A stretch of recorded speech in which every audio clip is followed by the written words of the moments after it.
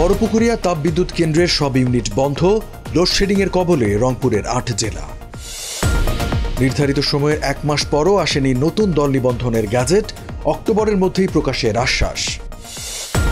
রাজধানীর কাঁচা বাজারে আসছে শীতের আগাম সবজি, উচ্চমূল্যের চাপে ক্রেতা।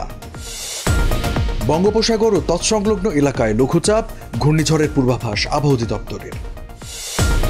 এবং ৫ দিনের এশিয়া সফর শুরু করেছেন ট্রাম্প, শি জিনপিংয়ের সঙ্গে বৈঠক নিয়ে শঙ্কা। স্বাগত জানাচ্ছি দ্য বিজনেস স্ট্যান্ডার্ডের নিয়মিত আয়োজন টিবিএস রাত ৮টা সংবাদে। সঙ্গে আছেন রঞ্জু ইফতেখার। দেখছিলেন সংবাদ শিরোনাম, এবারে জানাবো বিস্তারিত। ৫ দিন ধরে বন্ধ দিনাজপুরের বড়পুকুরিয়া তাপবিদ্যুৎ কেন্দ্রের সবগুলো ইউনিট, ফলে তীব্র লোডশেডিংয়ের মুখে পড়েছেন রংপুর অঞ্চলের মানুষ। প্রভাব পড়ছে কলকারখানা, ব্যবসা বাণিজ্য ও কৃষিকাজে। জানা যায় ২০২০ সাল থেকে বন্ধ দ্বিতীয় ইউনিট, ১৬ অক্টোবর বন্ধ হয় তৃতীয় ইউনিট, আর সবশেষ ১৯ অক্টোবর বন্ধ হয়ে যায় প্রথম ইউনিটটিও। দ্রুত এসব ইউনিট মেরামত করে উৎপাদনে ফেরানোর দাবি জানিয়েছেন দিনাজপুর চেম্বার অফ কমার্সের নেতারা। শিল্প উৎপাদনে নেতিবাচক প্রভাবের কথা স্বীকার করলেও কবে পরিস্থিতি স্বাভাবিক হবে সে বিষয়ে স্পষ্ট করে কিছু বলতে পারেননি বিদ্যুৎ বিভাগের কর্মকর্তারা। নিষ্কর তথ্য মতে রংপুর অঞ্চলে দৈনিক বিদ্যুতের চাহিদা ১,০০০ থেকে ১,০৫০ মেগাওয়াট, সেখানে সরবরাহ করা সম্ভব হচ্ছে মাত্র ৮৫০ থেকে ৯০০ মেগাওয়াট বিদ্যুৎ। দল নিবন্ধন কাজে পিছিয়ে পড়েছে নির্বাচন কমিশন ইসি। ত্রয়োদশ জাতীয় সংসদ নির্বাচন সামনে রেখে এই বছরের ১০ মার্চে নতুন রাজনৈতিক দল নিবন্ধনের বিজ্ঞপ্তি জারি করেছিল সংস্থাটি। নির্বাচন কমিশনের কর্মপরিকল্পনায় ২০২৫ সালের ২২ সেপ্টেম্বরের মধ্যে নতুন দলের নিবন্ধন গ্যাজেট প্রকাশের কথা ছিল, কিন্তু নির্ধারিত সময়ের মাস পরও এই প্রক্রিয়া শেষ করতে পারেনি কমিশন।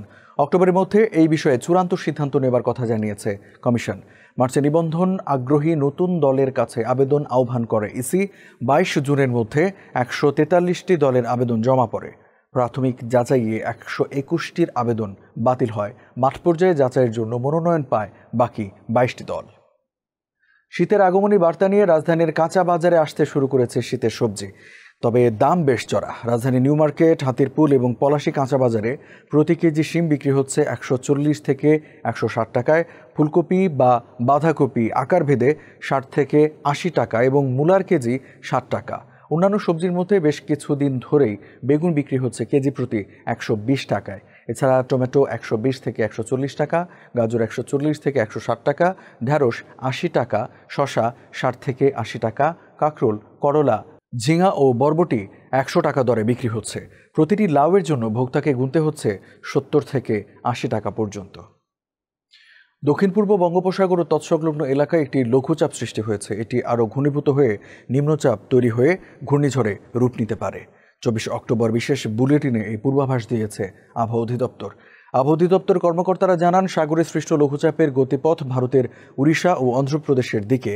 এটি বাংলাদেশের স্থলভাগে তেমন একটা প্রভাব পড়বে না, তবে আগামী কয়েকদিন দেশের বিভিন্ন স্থানে বৃষ্টি হতে পারে। উত্তর বঙ্গোপসাগর অবস্থানরত মাছ ধরার নৌকা ও ট্রলারগুলোকে পরবর্তী নির্দেশ না দেওয়া পর্যন্ত গভীর সাগরে না যাওয়ার পরামর্শ দিয়েছে আবহাওয়া অফিস। তবে দেশের অভ্যন্তরীণ নদীবন্দর সমূহের জন্য কোনো সতর্কবাণী নেই।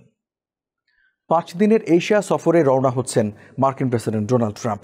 এ সময় চীন, জাপান ও দক্ষিণ কোরিয়ার শীর্ষ নেতাদের সঙ্গে বৈঠক করবেন বলে জানা গেছে। আঞ্চলিক নিরাপত্তা, বাণিজ্য সম্পর্ক এবং ইউক্রেন যুদ্ধের প্রভাব মোকাবিলা হবে মূল আলোচনার বিষয়।